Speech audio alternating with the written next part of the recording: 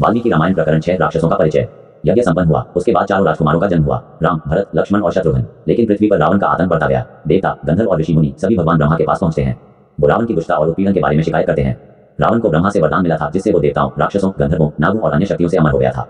लेकिन उसने मनुष्यों को तुच्छ समझकर उन्हें छोड़ दिया। रावण इतना शक्तिशाली था कि समुद्र तक उसकी शक्ति से स्तब्ध हो जाता था। उसी समय भगवान विष्णु प्रकट होते हैं। वो वचन देते हैं कि वे दशरथ के पुत्रों के रूप में मनुष्य अवतार लेकर राक्षसों का नाश करेंगे।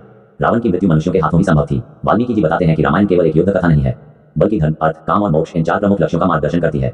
रावण का चित्रण पूरी तरह नकारात्मक नहीं किया गया। वाल्मीकि उसकी शक्ति, विद्वता और लंका की भव्यता का भी उल्लेख करते हैं। रामायण में अच्छाई और बुराई के बीच संतुलन दिखाने का प्रयास किया गया है। ये भी बताया गया है कि रामायण पूर्ववृत्तम कथायुक्त है, अर्थात यह इतिहास को कथात्मक और अलंकारिक रूप देकर प्रस्तुत की गई है, जिससे कथा रोचक भी हो और सारगर्भित भी। अश्वमेध और पुत्रकामेष्टि यज्ञ के माध्यम से चारों राजकुमारों का जन्म हुआ। वे ही आगे चलकर रावण का अंत करेंगे। रावण कोई साधारण राक्षस नहीं, बल्कि अत्यंत शक्तिशाली और विद्वान था। रामायण में ऐसे जटिल और द्वैत चरित्र कथा को अधिक जीवंत बनाते हैं। वाल्मीकि ने यह रचना किसी राजा की स्तुति के लिए नहीं, बल्कि सत्य और धर्म की स्थापना के उद्देश्य से की थी। आखिर में वानरों का जिक्र किया गया है, जिनका परिचय आगे विस्तार से होगा। उन्हें केवल साधारण बंदरों की तरह न समझा जाए, उनकी भूमिका रहस्यमयी और अत्यंत महत्वपूर्ण है। जानिए अगले प्रकरण में। सब्सक्राइब करें अनवियर ब्लॉगर्स।